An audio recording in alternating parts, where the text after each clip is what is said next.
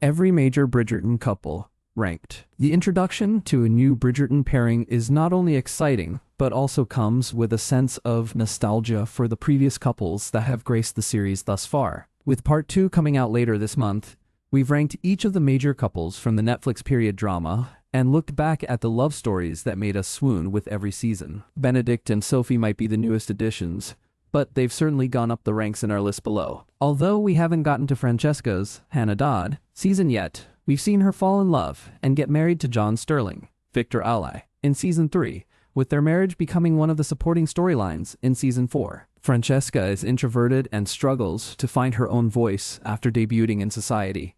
John is the only man who understands who she is and makes her feel loved and appreciated. Their courtship isn't defined by a heated romance, but rather a sweet and low-key connection where they are still able to bond even when they are sitting next to each other in silence. Their quiet but sincere development is unlike any other that we've seen in Bridgerton thus far, but as Francesca notes to her mother in season 3, their love is nothing short of special. In season 4, Francesca has a hard time navigating intimacy with John, often wondering what it's like for a woman to experience true pleasure. She's even worried that maybe this might be the reason why they haven't conceived yet. Although we know that Francesca will eventually be with John's cousin, Michaela Sterling, Mazzali Baduza, it's nice to see John comfort her and give her the assurance that there is nothing wrong with their relationship as it is. Their romance might be less passionate than the ones listed below, but it is rooted in honesty, care, and friendship, which are all crucial aspects of a loving marriage. Colin, Luke Newton, and Penelope have a friends-to-lovers story for the ages. Penelope harbored a crush on Colin since season 1, but her feelings weren't reciprocated until much later. At the end of season 2, Colin even laughed with his friends at the remote possibility of courting her, a scene that was gut-wrenching to watch. In season 3, Penelope uses her Lady Whistledown column to strike back at Colin's behavior once he returns to the Tun from spending some time abroad. Yet, her ill will towards him doesn't last long, as she takes her chances at finding a suitor during her 3rd season on the Marriage Mart.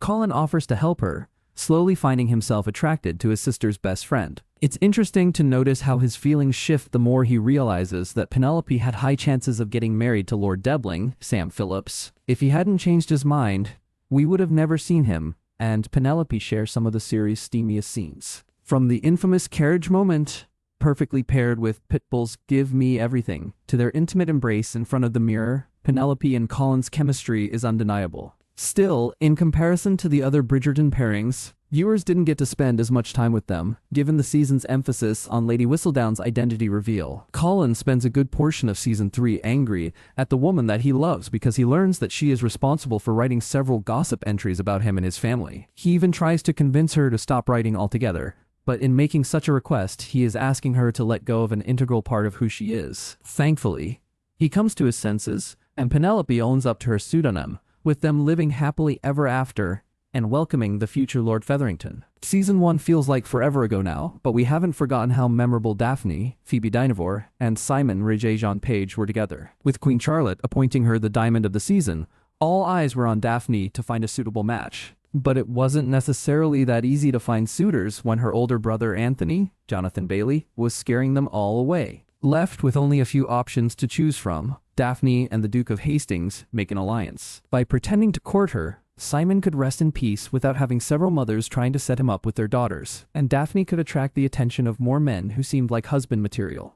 Their arrangement soon exposes the hidden desire that they have for each other, culminating in a passionate kiss. During the Regency era, if a woman was caught with a man unsupervised, her reputation would be tarnished unless that man were to marry her. Simon had his reasons for not wanting to get married to Daphne, but he eventually caves in, and their budding romance is nothing short of magical. After Daphne and Simon are wed, they eventually proclaim their passion for each other, and this scene has gone down in history as one of the most swoon-worthy of a period drama. Daphne's iconic line, "I burn for you," perfectly encapsulates the unspoken longing that they had but kept to themselves up until this moment. As their honeymoon phase commences, they couldn't be more head over heels in love, getting intimate at every corner of Cliveden Castle. Much like Colin and Penelope, they do experience a setback when Daphne tries to conceive, in spite of Simon not wanting to become a father. Their rift does affect their marriage, but they do end up reconciling and becoming parents. Even though Daphne and Simon's love story came out in 2020 and the actors haven't shared the screen again ever since,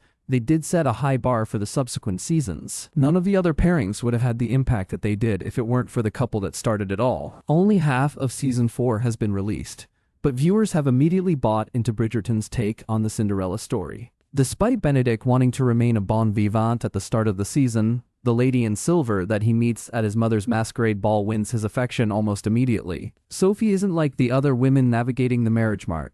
She is bubbly, has no dance experience, and has zero expectations of getting married to a Bridgerton. Benedict is intrigued by her because she is so different from anyone he has ever met. There is a sort of allure about her hiding behind a mask, concealing her true identity even after she darts off the staircase steps when the clock strikes midnight. At the end of part 1, Benedict remains unaware that Sophie is the woman he danced with at the ball, but their fairy tale-like interactions thus far have made it impossible not to root for them. If there is one thing that they've brought back, is that yearning we love to see on our screens. From Sophie debating whether to open the door and tell him the truth when he visits the Penwood home, to Benedict fighting the urge to kiss her again after the lake scene, the way their romance is unfolding is the type of slow burn that never gets old. Yes, Episode 4 does conclude with Benedict giving Sophie a not-so-gentlemanly offer, but fans who have read the book know that there is still lots more to unfold between them in Part 2. A recent teaser even alluded to a book scene that many didn't even think would make it into the Netflix adaptation, which only goes to show how much Season 4 is trying to appease the readers and make audiences who haven't read Julia Quinn's novel feel just as clued into the story. The banter, the forbidden romance, and the Cinderella-coded plot are all elements that make this season feel like a refreshing return to Bridgerton's roots, and we certainly can't wait to see what's next for Benedict and Sophie. No matter how great each of the Bridgerton couples may be, our hearts will always belong to Kate, Simone Ashley, and Anthony. In Season 2, Anthony comes to terms with the prospect of marriage, but believes that a true love match isn't in the cards for him. His goal is to find a suitor that fits his criteria, and Edwina Sharma, Charitra Chandran, checks all the boxes. The only obstacle in his way is her older sister, who is keeping an eye out for Edwina, wanting to ensure that the man who asks for her hand in marriage will love her wholeheartedly. Kate is skeptical of Anthony's intentions, but beneath their constant bickering, it's not that hard to tell that they are, in reality, interested in each other. Out of all the Bridgerton seasons,